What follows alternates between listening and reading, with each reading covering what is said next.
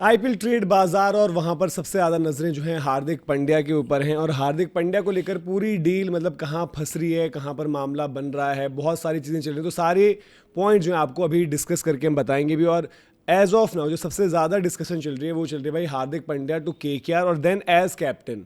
अब कुछ रिपोर्ट्स वहां पर निकल कर आई भाई कि अभिषेक नायर, हार्दिक पांड्या जो है अभिषेक नायर से इतना कुछ खुश नहीं है, जिसको अभी एज ऑफ नाउ आप शायद उतना ये नहीं मानोगे कि सीरियसली आप लेकर बोलोगे यार कि अगर वहां पर अभिषेक नायर की प्रेजेंस है तो हार्दिक पांड्या जाएंगे ही नहीं, क्योंकि हार्दिक को भी देखना पड़ेगा भाई कि उनके पास चॉइसेस क्या है। और कोलकाता नाइट राइडर्स की बात करें तो कोलकाता नाइट राइडर्स के साथ प्रॉब्लम ये हो रही है कि अब वो वहां से छोड़ें तो छोड़ें क्या, क्योंकि अगर आपको हार्दिक पांड्या चाहिए तो ऑब्वियसली मुंबई करंटली आप सोचो ना कि यार कि ऑल कैश टाइप डील क्या मुंबई को फायदा देती है। मतलब अगर मुंबई कैश ले लेती है, पैसे ले लेती है, बट उनको ऑक्शन में क्या कुछ मिलेगा? ऑक्शन में तो उनको छठे छठाए प्लेयर्स ही मिलेंगे जो हर एक टीम छोड़ रही है।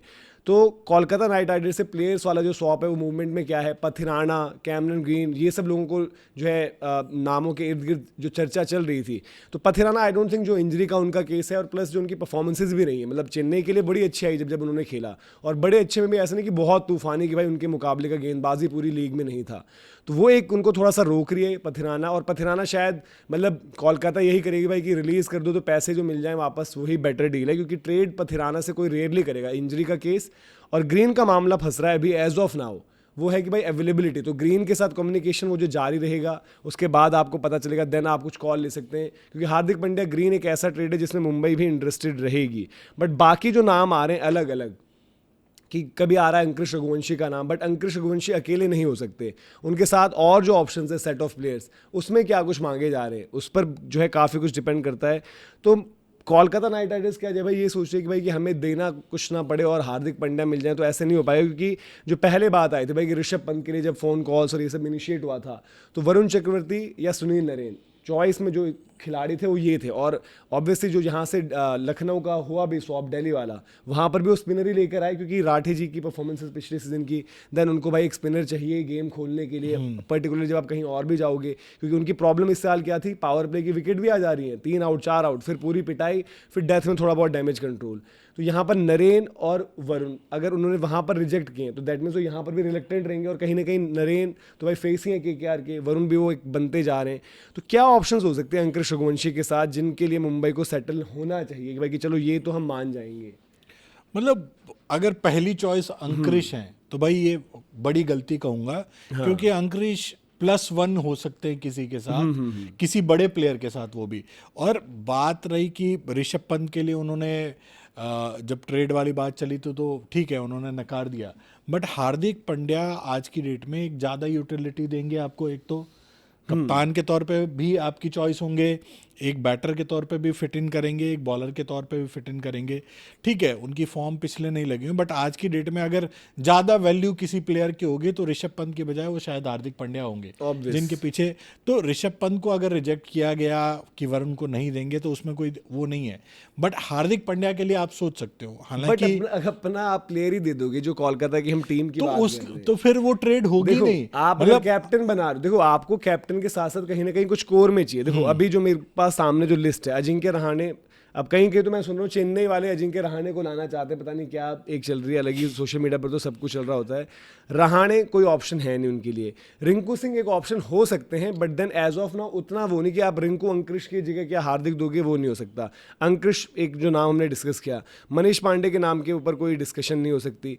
Fin Allen as of now अगर मतलब मुंबई की रिक्वायरमेंट है भी तो उनके पास उस मोड में ओवरसीज उनको शायद उस तरह का बैटर नहीं चाहिए। नहीं कोई तूफानी मिल ही रहा हो तो कोई दिक्कत नहीं है ना, बट एलन के लिए अभी वो शायद जाएंगे, उनके पास रिकल्टन की एक ऑप्शन है, विकेट कीपर बैटर है। तेजस्वी सिंह जो उनके दूसरे विकेट कीपर है वहां पर कुछ नहीं होना। राहुल त्रिपाठी की बात करो आप, वो नहीं चाहिए होंगे। टिम साइफर्ट अगेन वो कोलकाता के बेंच पर है, यहाँ पर भी जरूरत नहीं है। लवनीत सिसोदिया हो गए, रॉबमन पॉवल हो गए, इनकी कोई नीड है नहीं। ऑलराउंडर्स में अब जो कॉम्बो एक बन सकता है कि भाई आपको घुमा फिराकर चीजें यूटिलिटी मिल जाए, जैसे कि जो हमें याद है कि दिल्ली और हैदराबाद का हुआ था, शिखर धवन चले गए थे और दिल्ली ने जो प्लेयर्स दिए थे उसमें शायद मेरे ख्याल से शबाज थे, एक शबाज मतलब नदीम नाम था उनका जो लेफ्ट, शबाज नदीम थे उनके पास, और उन्होंने अभिषेक दिए थे। तब अभिषेक का मतलब अभिषेक ने दिखा दिया था कि उसमें कुछ है, बट अभिषेक उन्होंने रखे नहीं। और एक और प्लेयर शायद विजय शंकर थे। तो अगर इनको इस तरीके के प्लेयर्स हैं तो उस मोल्ड में अनुकूल रहा है, क्योंकि आगे गोइंग फॉरवर्ड एक इम्पैक्ट की ऑप्शन भी आपकी हट जाएगी। फिर मुंबई वही चीज ना, मुंबई क्या टीम भरना चाहती तो है। मुंबई हार्दिक को छोड़कर अगर सिर्फ पैसा रखती है तो मुंबई क्या उठाएगी? तो नहीं, मैं अगर कह मेरे रहा को ऑप्शन मिल रहा है कि पैसा वो उठा फिर के किसी मुझे और पता के नहीं क्या पास मिलेगा। जाएंगे ना, किसी और कौन टीम है? के पास, किसी और कौन है फ्रेंचाइजी के देगा? पास जाएंगे क्या शायद। राजस्थान इजिली यशस्वी दे रहा है अभी? राजस्थान नहीं दे रहा, बट मैं फिर वही और लखनऊ कौन सी जाना टीम चाहते से? हैं कि नहीं जाना चाहते हैं। लखनऊ तो ऑफर कर रही है ना कि एक फास्ट बट बॉलर ले लखनऊ लो। ऑलरेडी ऋषभ पंत आ गए हैं लखनऊ में। नहीं, टीम मैं कह रहा हूँ composition मोहसिन wise। और निकलस पूरन अगर वो ट्रेड दे रहे हैं तो अगर वो बुरी ट्रेड नहीं है। देखो, देखो साफ सीधी बात है, अगर केकेआर के साथ ये कॉम्प्रोमाइज कर रहे हैं, हार्दिक पांड्या देके कोई 3 प्लेयर ले रहे हैं, चाहे अंकुरिश ले लो, चाहे रिंकू ले लो, या फिर एक कोई और प्लेयर उसमें ऐड कर दो, तो वो बड़ी, मेरे हिसाब से वो बेतुकी डील होगी। क्योंकि भाई हार्दिक की जगह आपको एक ऐसा बंदा चाहिए जो 11 में फीचर करे ना सिर्फ, और आपको ट्रस्ट भी दे कि भाई ये 14 मैच तो खेलेगा ही खेलेगा, चाहे इसकी फॉर्म ऊपर नीचे। कैमरन ग्रीन एक ऐसा बंदा था जो लाइक टू लाइक स्वैप था।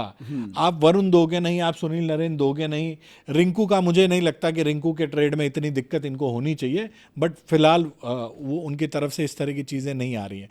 तो एक कैमरन ग्रीन ही एक ऐसा बंदा है जिसके लिए आप दे सकते थे, और ओवरसीज होते हुए भी शायद मुंबई उसको ले लेती। बट वही चीज है कि यार इन प्लेयर्स को, मान लो रिंकू की बात चल रही है ग्रीन के साथ रिंकू ले लो, रिंकू को लेके वो क्या करेंगे, कहाँ खिलाएंगे? अकेला रिंकू नहीं चाहिए ना, मैं कह रहा हूँ। नहीं, मैं कह रहा हूँ रिंकू प्लस भी एक और कोई भी अगर मुझे ऑप्शन मिलता है तो रिंकू को तो खिलाओगे सही 11 में। तो बात वही चल रही है ना कि तिलक और रिंकू एक ही जैसे होंगे। तो रिंकू तो तिलक से बेटर ही हो गया आज की तारीख में। आज रिंकू ने मैचेस तो जिताए, वो ठीक है, आप में भी अगले में छोड़ देना अगर आपको ऐसे लग रहा है। बात वही है ना कि तिलक जिनको आप कप्तान बनाने की बात करो, उनको छोड़ने की बात भी तिलक का भी मुंबई का भी केस डिस्कस मेरे हिसाब से दोनों एक जैसे बैटर हो जाएंगे, और उस बैटिंग लाइनअप में थोड़ा सा तो तिलक को रखना ऐसा थोड़ी कि वो पत्थर की लकीर पर लिख दे कि तिलक ही मुंबई के अगले कप्तान है। फिर तिलक अगर छूट गए, अगर आपके हार्दिक छूट गए, तो भाई उनको टीम में प्लेयर भी तो चाहिए। तो ये भाई आपको देखो, नॉन परफॉर्मर्स आज की डेट में आईपीएल ऐसा है कि रेपुटेशन पर, मैं तो भाई बार बार मुंबई के लिहाज से ये भी कह रहा हूँ कि आप रोहित शर्मा, क्योंकि ये चलो अगला 1 साल आप निकाल लोगे वाली बात है, बट अगर आपको स्क्वाड बिल्ड करना है, और कोलकाता का फोकस भी होना चाहिए कि स्क्वाड बिल्डिंग प्रोसेस, वरना कोलकाता भी वही हो जाएगी जो मुंबई रही है 6-7 साल बिना टाइटल के। क्योंकि कोलकाता के पास एज ऑफ नाउ वो टीम में कॉम्पोजिशन वाइज नहीं है। रहाणे उनको छोड़ने ही होंगे, आपके पास बैटिंग ऊपर खाली पड़ रही है, और अगर आपको हार्दिक चाहिए तो आपको कुछ ना कुछ देना पड़ेगा। मुंबई के ऑल कैश के लिए क्यों इंटरेस्ट? मैं वही कह रहा हूँ ना, एक बड़ा प्लेयर तो दो।